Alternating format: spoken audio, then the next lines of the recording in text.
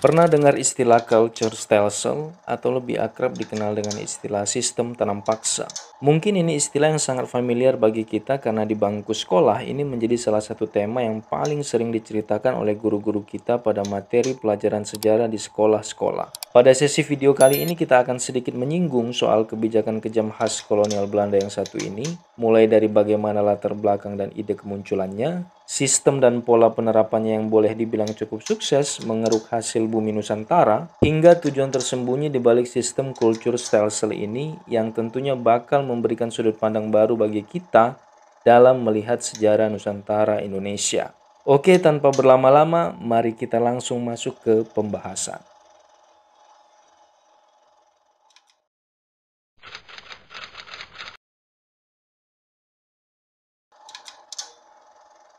Sebelum membahas apa itu culture stelsel, ada baiknya kita membahas terlebih dahulu mengapa ide gila ini bisa muncul. Belanda melalui VOC sangat berambisi menguasai jalur niaga dan daerah-daerah pusat rempah-rempah di Nusantara. Ambisi ini mereka wujudkan melalui perang bersenjata dan upaya-upaya lain seperti mendukung pemberontakan terhadap kekuasaan kesultanan hingga rencana-rencana kudeta. Nah, semua hal tersebut memerlukan biaya dan pendanaan yang tidak sedikit. Sepanjang abad ke-19, pemerintah kolonial Belanda harus merogoh kocek yang sangat dalam untuk membiayai perang di Nusantara. Meliputi perang melawan Kapiten Patimura di Ambon pada tahun 1817, lalu menyusul tahun 1821 Belanda terlibat dalam provokasi yang menyebabkan pecahnya Perang Padri antara kaum adat kontra kaum Padri di Sumatera Barat, dan provokasi ini membutuhkan biaya karena Belanda menurunkan cukup banyak serdadu di Sumatera Barat. Tidak hanya itu, pada tahun 1825 di Jawa Tengah pecah perang di Ponegoro yang membuat Belanda terpaksa menghentikan sementara operasi serdadu di Sumatera Barat. Karena gerakan perlawanan ini berlangsung di Yogyakarta yang relatif dekat dengan Batavia yang merupakan pusat pemerintahan kolonial Belanda, hal ini membuat Belanda mengerahkan segenap sumber daya militer yang mereka miliki. Selain itu, begitu banyaknya dukungan dari beberapa ulama dan bangsawan seperti Kiai Mojo dan Sentot Ali Basya yang bergabung dengan Pangeran Diponegoro membuat Belanda cukup banyak membakar uang pada perang ini. Operasi-operasi militer yang disebutkan barusan adalah operasi militer yang Belanda terlibat di dalamnya dan berlangsung di Nusantara. Kita belum menghitung operasi militer Belanda di luar Nusantara seperti Perang Napoleon, di mana Prancis menduduki Belanda, yang memerlukan biaya perang tak kalah banyak seperti operasi militer di Nusantara. Maka hal tersebut membuat Belanda mengalami defisit dan krisis keuangan yang sangat berat sampai Belanda harus berhutang kepada EIC Inggris untuk menyelamatkan keuangan mereka secara sementara. Nah, demi melunasi hutang tersebut, Belanda melalui Gubernur Jenderal Van den Bosch menciptakan sistem pajak dalam bentuk natura yang dibebankan kepada petani, khususnya petani di Pulau Jawa. Kenapa harus petani dan sistem natura? Pertama, karena Belanda ingin meningkatkan pendapatan mereka dengan cara menjual produk-produk bernilai jual tinggi di pasar Eropa. Dan produk-produk tersebut adalah produk pertanian seperti kopi, teh, nila, tebu, dan tembakau. Dan semuanya hanya bisa diproduksi dengan cara ditanam atau dibudidayakan. Kedua, era sebelum Van den Bosch, Belanda menerapkan sistem pajak uang dan pelaksanaannya dirasa tidak efektif, serta pajak yang terserap tidak optimal. Akhirnya, pada tahun 1830, dimulailah culture stelsel.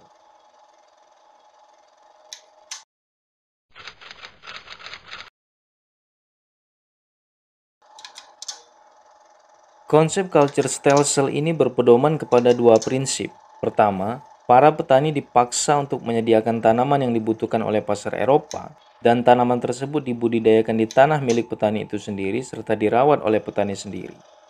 Atau yang kedua, jika petani tidak memiliki tanah, maka Belanda akan memaksa mereka bekerja di tanah perkebunan tebu, kopi, atau tembakau milik pemerintah kolonial Belanda, yang tentunya jauh dari domisili para petani tersebut.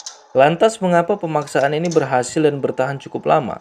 Pada era pemerintah kolonial Belanda, sistem pemerintahan dibentuk dengan konsep indirect rule system, yang artinya jabatan lurah hingga bupati diberikan kepada pribumi yang pro terhadap penjajah, yang kemudian dikenal dengan istilah Pangrep Raja. Sedangkan jabatan residen, controller, dan gubernur jenderal dipegang langsung oleh bangsa Belanda. Nah, berhasil dan suksesnya program culture stelsel ini terjadi berkat pengawasan yang dilakukan langsung oleh Pangrep Raja. Mungkin kalian bertanya-tanya kenapa ada pribumi yang berpihak kepada penjajah dan secara sukarela menindas pribumi lainnya. Jawaban simpelnya adalah motivasi buta terhadap kekuasaan.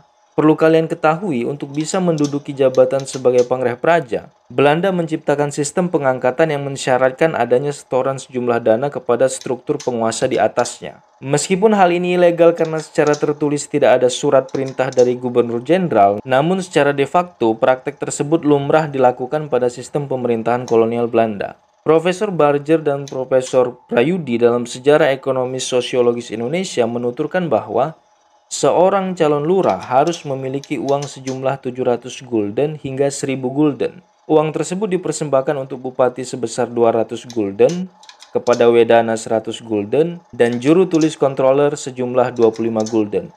Sisanya digunakan untuk membesarkan perut pejabat eselon lainnya yang terkait dalam struktur kepangreh kerajaan. Berapa nominal uang tersebut kalau kita rupiahkan? Saya tidak paham betul perhitungannya, tapi kalau kita merujuk ke nilai 1 gulden setara 8.057 rupiah, maka nilai 1000 gulden sama dengan sekitar 8.057.000 rupiah. Dengan mempertimbangkan terjadinya inflasi setiap tahunnya, nominal tersebut rasanya cukup besar untuk era itu. Perlu diingat, nominal tersebut yang diperlukan hanya untuk menjadi seorang lurah. Apalagi untuk posisi camat, wedana, ataupun bupati tentu membutuhkan dana suap yang lebih besar. Lalu dari mana uangnya?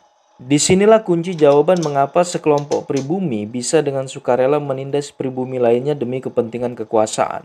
Uang suap yang dibutuhkan oleh calon pejabat pangreh praja disuplai dalam bentuk pinjaman hutang oleh sekelompok pengusaha Cina yang dahulu dikenal dengan istilah tauke. Dan tentunya tidak ada makan siang yang gratis. Bila terpilih, pejabat pangreh praja akan mengembalikan dana sponsor yang telah dipinjam kepada tauke dalam bentuk hak privilege bagi para tauke untuk menggunakan tenaga kerja para rakyat sipil di daerah yang dipimpin oleh pangreh praja tersebut. Dan istilah tauke ini sampai sekarang masih banyak digunakan oleh masyarakat untuk menyebut orang-orang yang memonopoli satu komoditi pada satu daerah.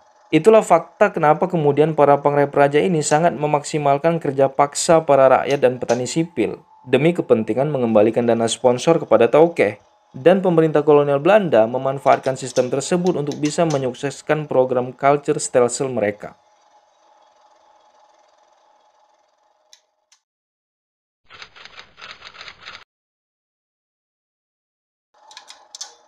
Teori Karl Clausewitz dalam On War terdapat istilah the destruction of the enemy's force, atau diartikan sebagai menghancurkan segenap kekuatan lawan. Hal inilah yang dilakukan oleh Belanda melalui program culture stelsel terhadap petani yang merupakan basis massa pendukung ulama dan santri pada setiap upaya perlawanan bersenjata terhadap pemerintah kolonial Belanda. Bagaimana polanya? Sebelum Barat dan khususnya Belanda masuk menjajah Nusantara, mayoritas saudagar Muslim menguasai jalur laut niaga dan pelabuhan-pelabuhan sebagai basis perdagangan. Hal ini terbangun sedari awal disebabkan kesadaran dan wawasan maritim yang dimiliki ulama dan kaum Muslim lainnya. Semua berubah setelah Belanda melalui VOC berhasil menaklukkan beberapa kesultanan yang selalu diakhiri dengan perjanjian menyerahkan pelabuhan-pelabuhan basis niaga kepada VOC selaku pemenang perang. Perjanjian tersebut berdampak bergesernya kaum Muslim dari pesisir laut ke arah pedalaman menjauhi pusat-pusat niaga. Kemudian untuk bisa memenuhi kebutuhan sehari-hari, kaum Muslim harus bertani untuk dapat bertahan hidup sambil sewaktu-waktu ikut terlibat dalam gerilya melawan penjajah yang dipimpin oleh ulama ataupun kesultanan. Belanda sadar betul akan potensi perlawanan ini. Maka, melalui culture stelsel secara sistemik, ulama dan santri dilumpuhkan dengan cara merusak mentalitas basis massa pendukungnya, yakni para petani pedalaman.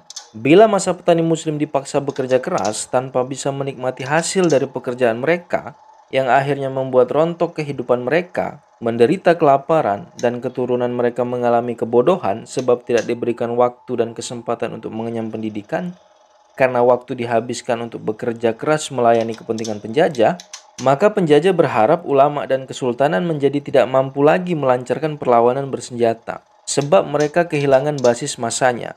Tidak hanya itu, culture stelsel juga berhasil membuat ulama, santri, dan petani dimatikan kesadarannya tentang urgensi pasar dan laut. Secara sistemik, Belanda membentuk mental di kalangan pribumi untuk senantiasa menjadi pegawai pemerintah kolonial Belanda.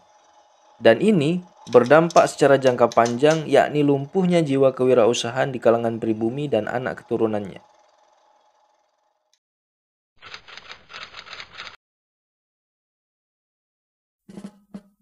Jadi dari sekeping kisah tentang culture Stelsel, kita belajar bahwa kemerdekaan dan nasionalisme adalah sesuatu yang mahal.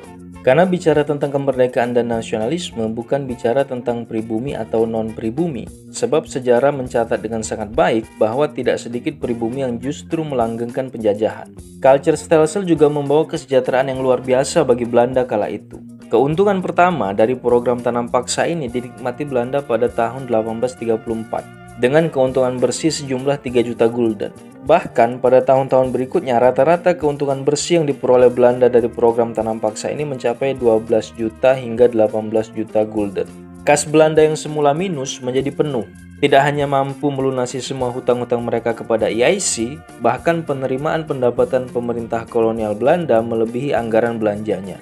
Dan yang lebih fantastis, sistem tanam paksa mengantarkan Amsterdam sebagai pusat perdagangan hasil tanaman tropis terbesar di dunia. Sederhananya, Nusantara punya potensi agraria yang luar biasa, dan Belanda sudah membuktikan itu.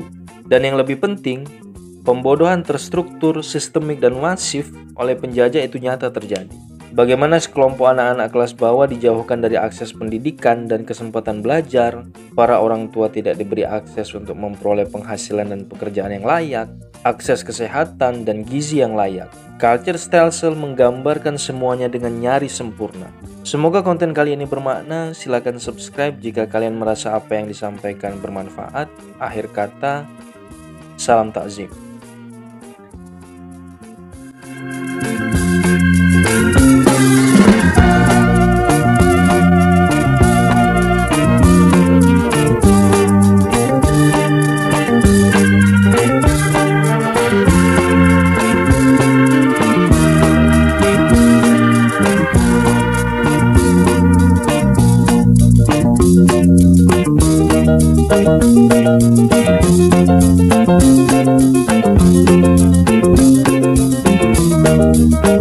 Thank you.